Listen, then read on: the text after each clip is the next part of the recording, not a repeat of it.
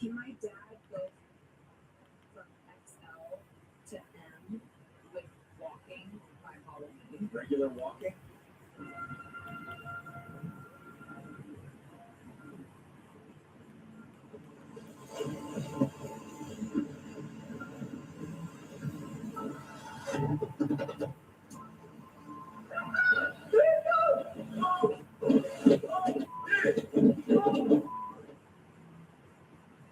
As wars erupt across the world and global instability deepens, the crisis is now spreading rapidly inside the United States. Millions are waking up in fear, confusion, and disbelief, sensing that something catastrophic is unfolding at home. In the West, the ground itself has failed. Entire hillsides across California and neighboring states collapsed without warning, sending families fleeing for their lives. Meanwhile, a violent tornado tore through Philadelphia's historic core, ripping open a sacred church and splitting a veil at the exact hour recorded in Scripture. And it didn't stop there. Along America's coastline, underwater cameras captured a massive shadow moving calmly beneath the sea, as if watching back. Meanwhile, historic churches across the nation burned from within, forcing evacuations and leaving communities stunned.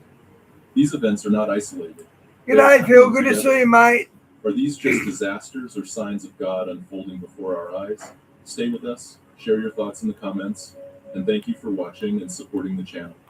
Across the western United States, the land itself is beginning to fail in ways that feel sudden, violent, and deeply unsettling. From California to Arizona, New Mexico, and Nevada, massive landslides and mudflows have torn through regions long considered stable. What stood firm for decades collapsed in moments. What felt permanent proved fragile. In California, years of severe drought hardened the soil until it lost its ability to absorb water. When extreme rainfall finally arrived, the land did not drink it in. Instead, it gave way. Entire hillsides collapsed in seconds, releasing walls of mud, rock, and debris that rushed downhill with unstoppable force. Roads split open as if torn apart. Power lines snapped. Homes cracked at their foundations, some sliding from their original positions, others collapsing entirely. Families were forced to flee with no time to prepare. Further inland, similar scenes unfolded. In Arizona and New Mexico, desert terrain not designed for sustained rainfall transformed into fast-moving mud rivers. Neighborhoods were cut off without warning. Emergency routes vanished beneath the flow. Rescue crews struggled to reach trapped residents as the ground itself erased access points. In Nevada, unstable slopes failed with little notice, reinforcing a growing sense that the land can no longer be trusted. Scientists point to a dangerous pattern: long-term drought followed by intense rainfall. Dry soil loses cohesion. When heavy rain arrives, it doesn't soak in, it destabilizes everything at once. Yet for those living through it, The ones whose houses are falling into the oceans, I wonder if they got insurance. I don't think the insurance company would insure a risky place like that. I know they don't do it here in prone flood areas. They don't insure the houses there. They're on their own. this does not feel like a technical explanation. It feels like betrayal. When the Hey, ground baby, good to see you, cannot be mate. relied upon, fear takes on a deeper meaning. Entire communities are now left fractured, both physically and emotionally. Families return to condemned homes, streets are gone, familiar landmarks erased. Places that held generations of memories reshaped beyond recognition in a single day. Recovery timelines stretch into years, and uncertainty settles in. If this can happen here, people quietly ask, where else can it happen next? For many watching these events, an ancient line of scripture surfaces, not shouted, but remembered. He shakes the earth from its place. Job 9-6. Written thousands of years ago, the words feel uncomfortably current, not as accusation, but as description. When what felt permanent suddenly fails, it forces a reckoning not only with nature, but with the foundations we trust most. If this sign speaks to you, share your thoughts in the comments. Stay with us as we continue this investigation, and thank you for watching and supporting the channel. On what began as an She'll be here, Bobo. She never misses a show. ordinary afternoon in Philadelphia, the atmosphere itself suddenly turned violent. Without the gradual buildup people expect, an EF4 tornado tore directly through the historic heart of Center City. Sirens sounded too late. Streets emptied in seconds. Buildings that had stood for centuries were struck with raw force. Panic spread as residents ran for shelter. unsure where safety could still be found. Among the structures in the tornado's direct path was Christ Church, a sanctuary deeply woven into early American history. In moments, that sense of permanence was shattered.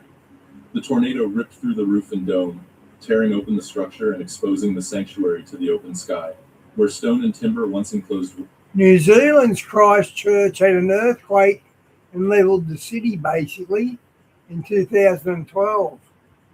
worship. There was suddenly only wind and debris. But what shook witnesses most was not the damage itself. Inside the church, a large curtain hanging along the central axis of the sanctuary was caught by the force of the storm. It did not tear from the side. It did not unravel over time. It was split cleanly in two, from top to bottom, in a single moment. Witnesses later confirmed the timing.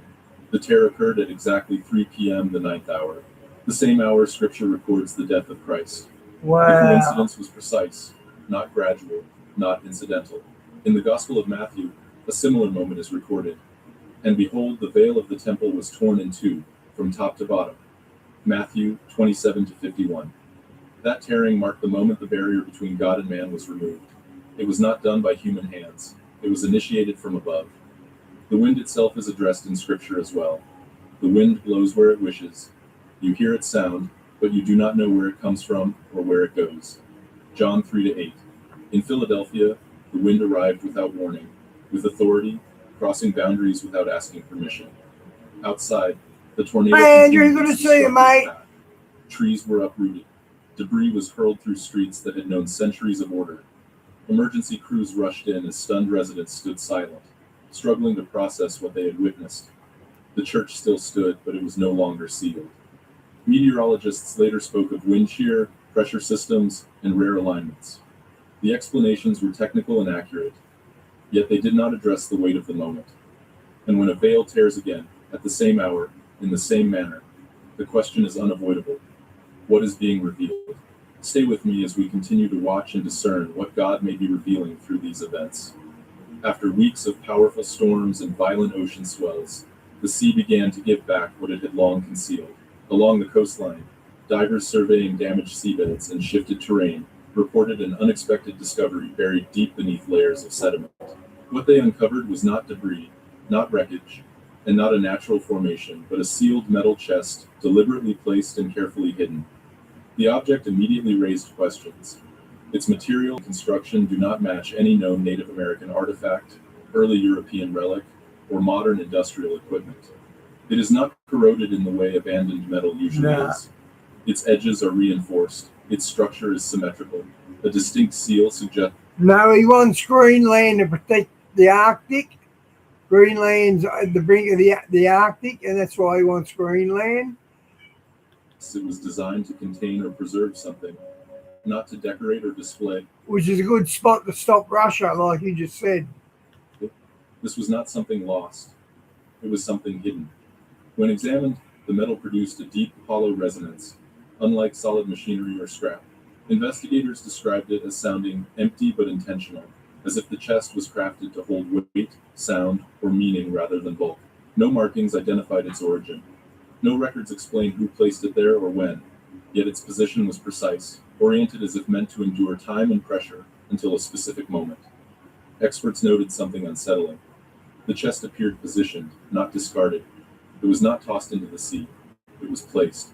That detail alone shifts the question from, what is this, to why now? In Scripture, preservation carries meaning. Jeremiah 32-14 records a command to seal important documents in a vessel, so they would last for a future time. Not for immediate use, but for a season yet to come. In Deuteronomy 10-5, the ark is described as carefully placed, sealed, and hidden, carrying testimony within. What was stored was not forgotten. It was protected until it was needed. The Bible repeatedly teaches that what is hidden does not remain hidden forever. Things are revealed according to timing, not chance. The sea, often described as a place of concealment and mystery, gives up its contents when appointed to do so. This discovery is not dramatic on the surface. No explosion, no warning sirens. Yet it carries weight. After storms that reshaped coastlines and unsettled communities, something preserved beneath the waters has emerged quietly, forcing a deeper question. If this chest was buried to endure, not to disappear, why is it surfacing now? And what testimony was it meant to release in this Bloody open it so we can see what's in it. season? Stay with me, and let's discern together what God may be revealing in this moment. The discoveries did not stop with the metal chest buried beneath the ocean floor. As surveys continued after powerful storms and shifting currents, new footage began raising even deeper concern. Near the U.S. coastline in the Gulf of Mexico, an underwater camera recorded something unexpected moving slowly beneath the surface. The footage shows a massive, shadow-like form gliding slowly beneath the surface. It does not rush, it does not scatter, it does not behave like marine life reacting to light or noise. Experts reviewing the video ruled out known explanations. It was not a shark, it was not a bioluminescent organism, it was not debris stirred up by the storms. What unsettled observers most was not its size, but its behavior. The movement was calm, deliberate, and controlled. There was no panic, no erratic motion, no sign of fear.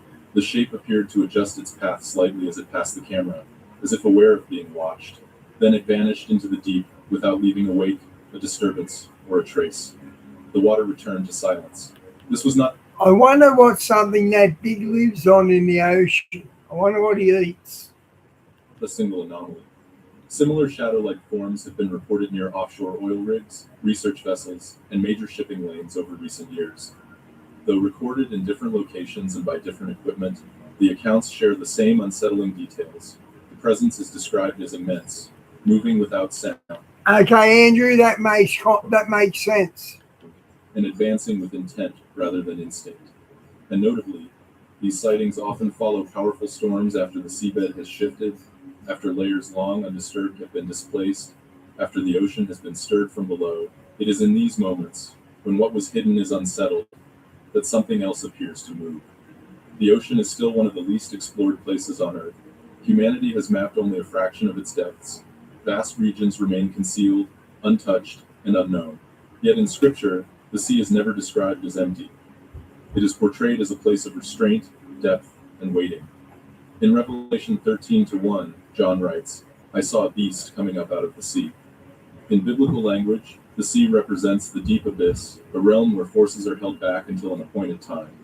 Isaiah 27:1 speaks of Leviathan, the twisting serpent of the sea, restrained until the day the Lord addresses it.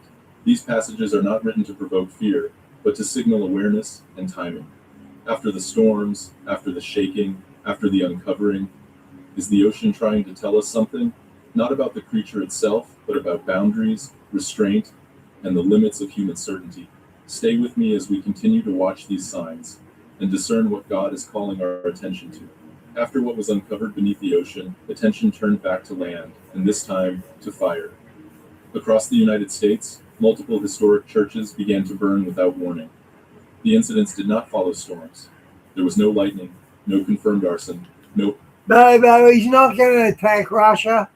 Russia would kick the United States butt at the moment. They've got a supersonic missile that goes 18,000 miles per hour, and it goes that fast they can't shoot it down, and they can put nuclear heads on these missiles. And the Yanks haven't got anything like that. Immediate explanation. Yet one by one, sanctuaries that had stood for generations were suddenly engulfed from within. In many cases, the fires began at night. By the time emergency crews arrived, roofs had Yeah, I already agree on collapsed that, Andrew. and interiors were destroyed. Altars, pews, pulpits gone. What remained standing were the outer And Andrew, look at the damage AI has already done. It's only been out officially for about 6 or 7 months, and already it's conning kids into unaliving themselves and things like that. stone walls, still upright, still intact, surrounding hollowed interiors. To witnesses, it looked less like random destruction and more like exposure. These were not new buildings. Many of the churches were centuries old, built on land, long regarded as spiritually significant, even before modern cities formed around them. They had survived wars, depressions, social upheaval, and countless storms. Yet now, They're on ley lines, mate. they burned quietly, without spectacle, without mass casualties, without explanation. Fire investigators searched for causes. Electrical faults were ruled out in some cases. Lightning was not present. Arson was not immediately supported by evidence. The pattern raised questions that went beyond infrastructure and insurance reports. Why these places? Why now? And why from within? In Scripture, fire is rarely described as meaningless. It is not always punishment. Often, it is examination. Refinement, exposure, fire reveals what cannot be seen on the surface. It tests what is real and what is only appearance. In Revelation 2-5, a warning is given to the church. I will remove your lampstand from its place. The lampstand is not the building, it is the witness, the presence, the light. When the lampstand is removed, the structure may still stand, but the purpose is gone. What unsettled many observers was that no lives were lost. The fires destroyed spaces, not people. It felt less like judgment and more like a message, a stripping away, a moment forcing communities to ask what had quietly gone cold long before flames ever appeared. Just as the sea revealed what was hidden beneath its surface, fire now revealed what was empty within walls once filled with worship. Two elements, two warnings, water uncovered, fire examined. This does not declare the end. It calls for attention. When sanctuaries burn without warning, the question is not only what was lost, but what is being asked to be restored. Faith cannot rely on stone alone. Light cannot exist without fuel. Stay with me as we continue to watch these signs and discern what God may be calling his people to see. After fire swept through sanctuaries on land, attention turned upward to the sky itself. In the region surrounding Lake Superior, residents began reporting something that did not behave like weather. Dark, isolated clouds appeared suspended in the air, detached from surrounding systems. They neither dispersed nor merged, they simply remained. These formations did not move with the wind. They hovered in place for long periods, ignoring pressure changes that normally shape clouds within minutes. There was no rain beneath them, no lightning, no thunder. Radar showed no active storm cells, yet the shapes persisted, steady and unmoved. What made the sightings more disturbing was their form. Some clouds elongated and twisted, stretching across the sky like serpents or living entities. Their movement appeared directional rather than random, as if following a path rather than drifting. Witnesses described the motion as slow, controlled, and intentional. It did not feel chaotic, it felt deliberate. People who saw the formations did not react with curiosity alone. Many reported unease. Some felt fear without knowing why. Others described a sensation of being watched, a presence rather than a pattern. Phones were raised, recordings made, but explanations felt insufficient. These were not the familiar shapes of nature, playing tricks on the eye. These clouds behaved as though they were independent.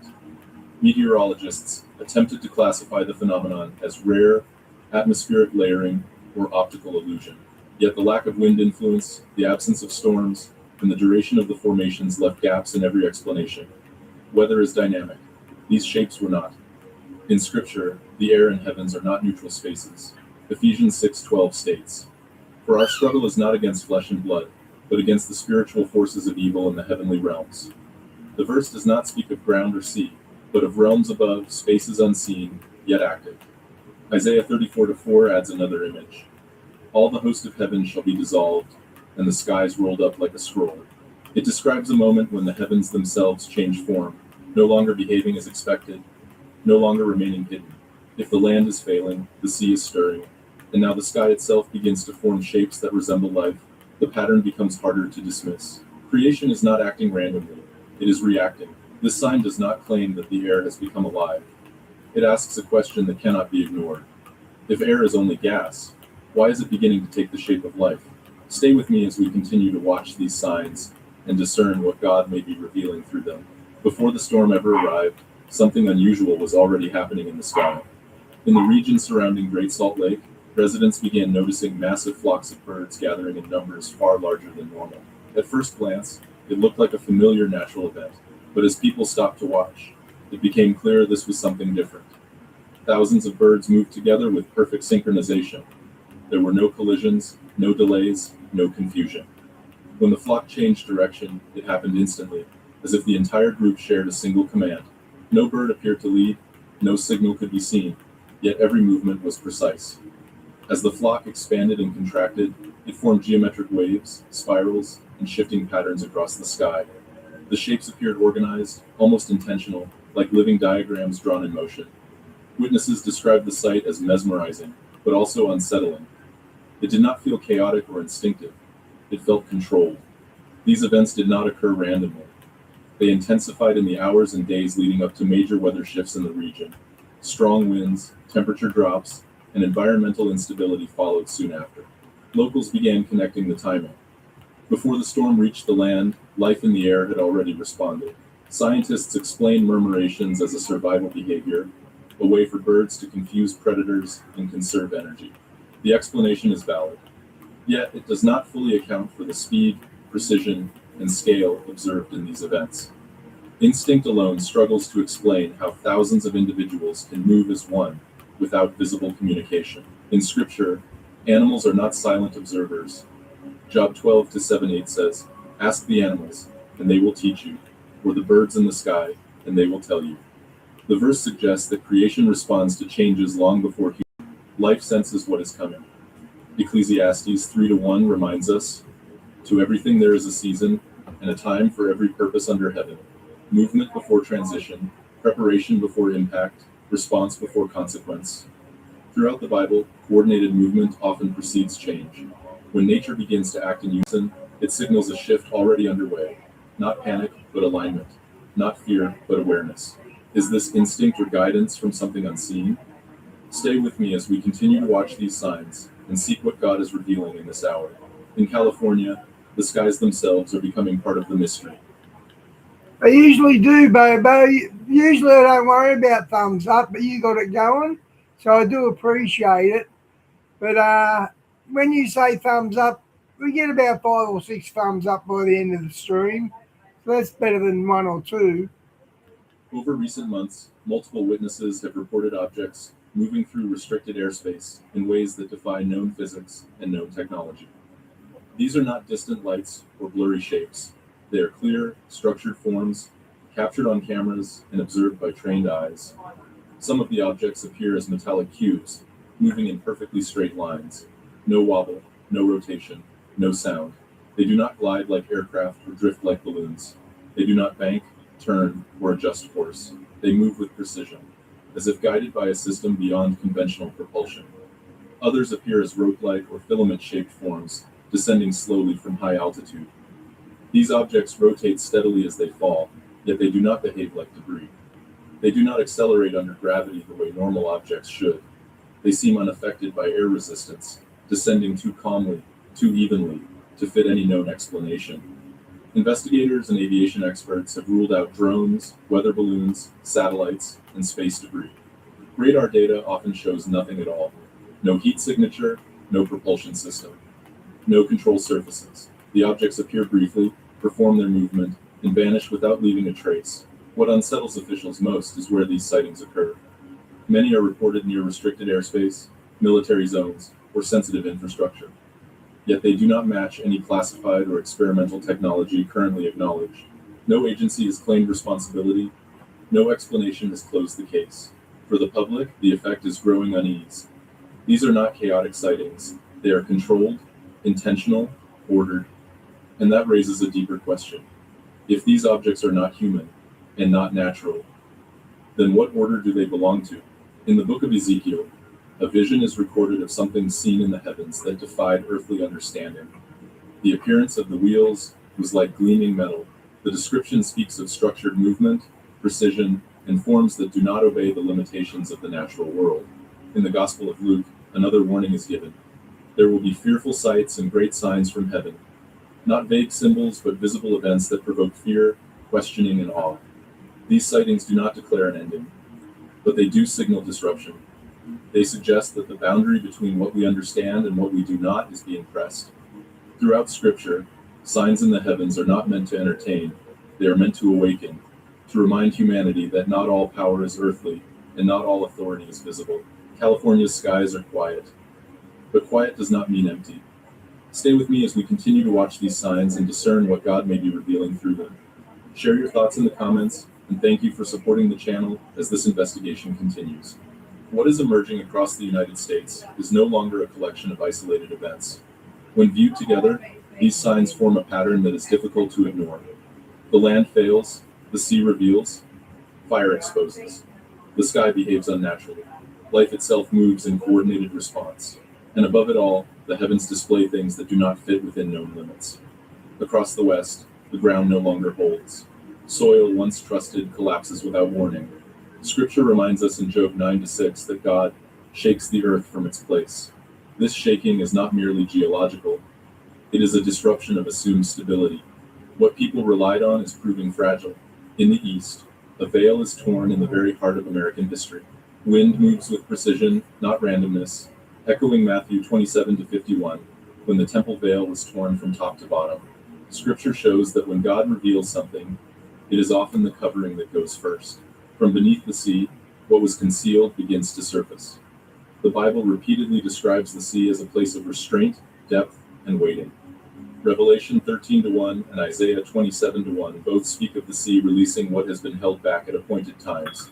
After storms disturb the depths, something stirs. Not chaos, but awareness. Fire then moves through sanctuaries, not consuming people, but hollowing structures. Revelation 2-5 warns of lampstands removed, not buildings destroyed, but witness examined. Fire in Scripture refines. It exposes what remains after devotion fades. Above the land, the air itself behaves Hey, differently. Diane, Clouds welcome hold to the shape, channel. Forms stretch with intent. Ephesians 6:12 reminds us that unseen realms exist beyond flesh and blood. Isaiah 34-4 speaks of skies changing form, rolled like a scroll. When even the heavens stop behaving as expected, Scripture tells us to pay attention. Before storms arrive, birds move as one. Job 12-7-8 tells us to ask the birds. They perceive what humans do not. Creation responds before judgment, before transition, before impact. And finally, in the heavens, objects move with precision beyond known technology. Ezekiel's vision of gleaming wheels and Luke 21:11's warning of fearful sights remind us that signs above are meant to awaken, not entertain. Different elements, different locations, one season. Scripture shows that when signs converge across land, sea, sky, fire, and life, it is not coincidence, it is alignment. The question is no longer what is happening, but what are we being called to discern?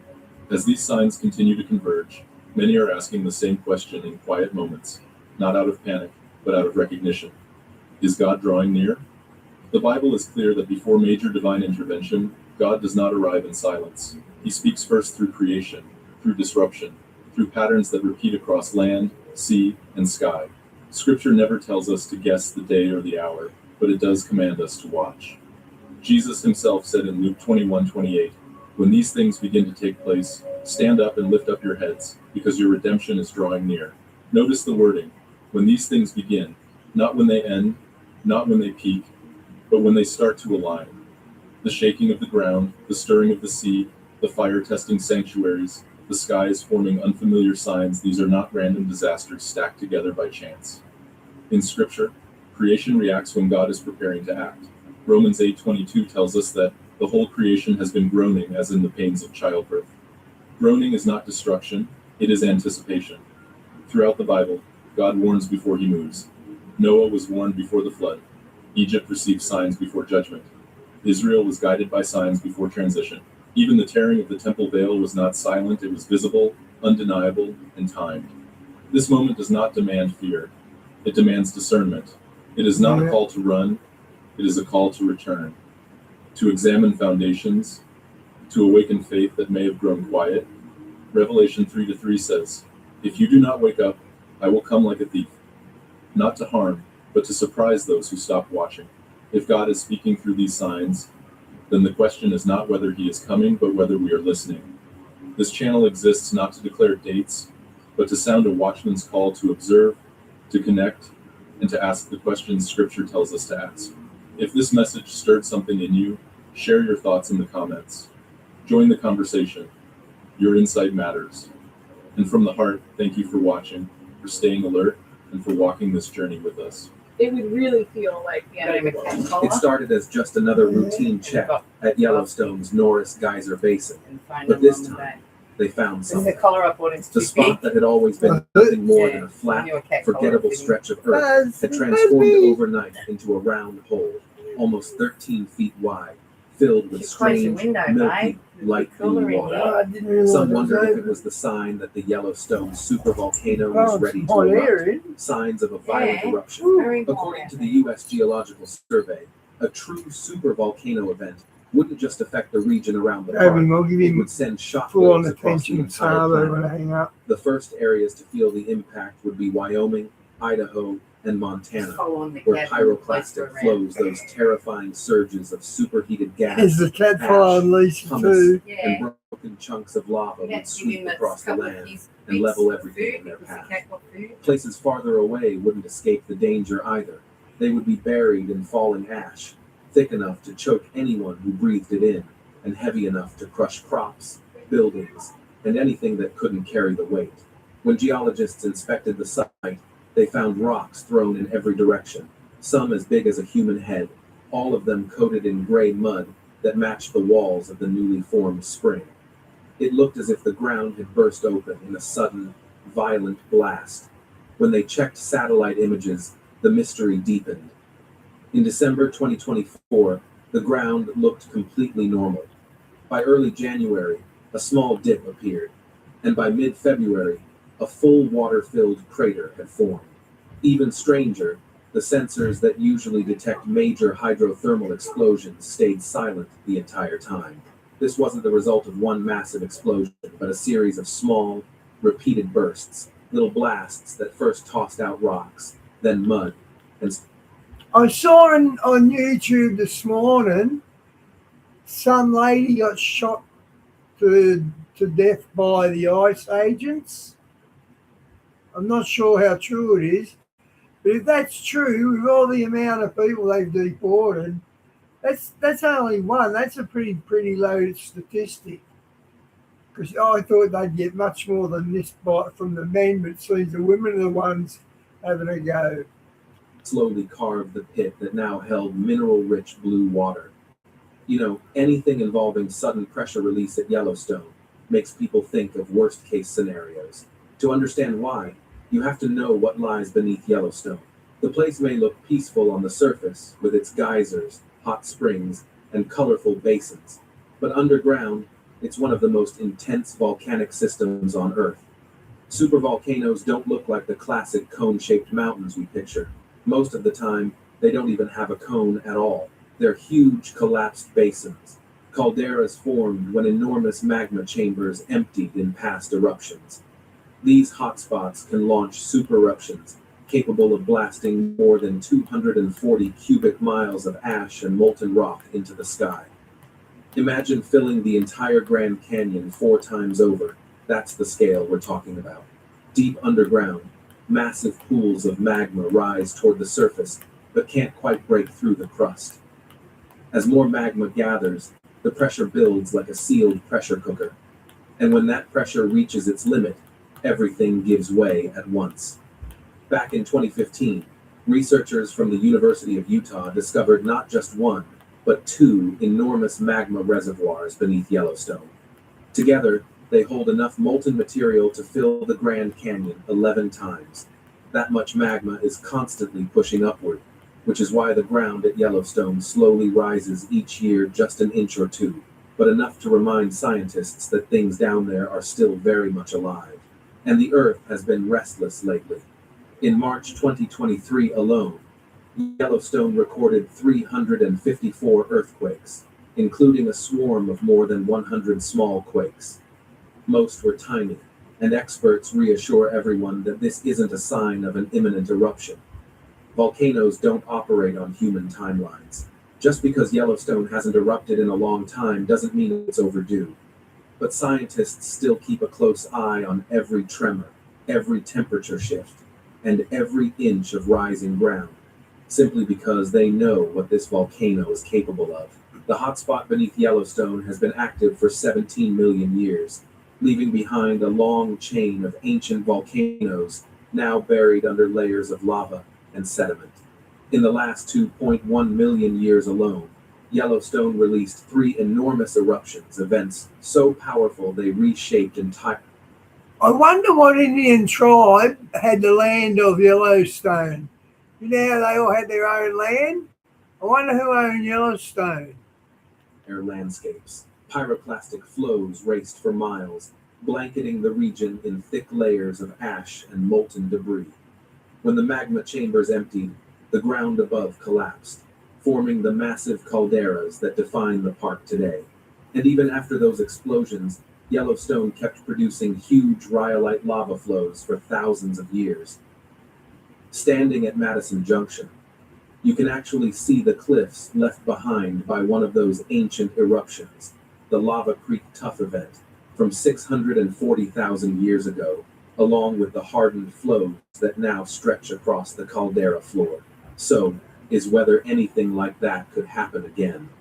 Scientists say the signs would build slowly, heat rising underground, magma chambers swelling with pressure, gas escaping from the earth, earthquakes becoming more frequent, and geysers behaving strangely. These are nature's warning lights. If the volcano ever erupted on a massive scale, the impact would be impossible to ignore. Pyroclastic flows would devastate everything nearby. Ash would spread across continents, even reaching Europe in a matter of days. The sulfur gas released into the atmosphere could cool the planet by 10 to 12 degrees for years, disrupting monsoons and triggering crop failures across Asia and beyond. The signs came when no one expected them. Back in 2015, researchers from the University of Utah made a shocking discovery. They found that the magma chamber beneath Yellowstone was twice as large as previously believed. Not only that, but there's a second chamber underneath the first. Together, they hold enough magma to fill the Grand Canyon 11 times over. It's a terrifying Wow. thought. And what's even more concerning is how that magma behaves. This underground mass is not sitting still. It pushes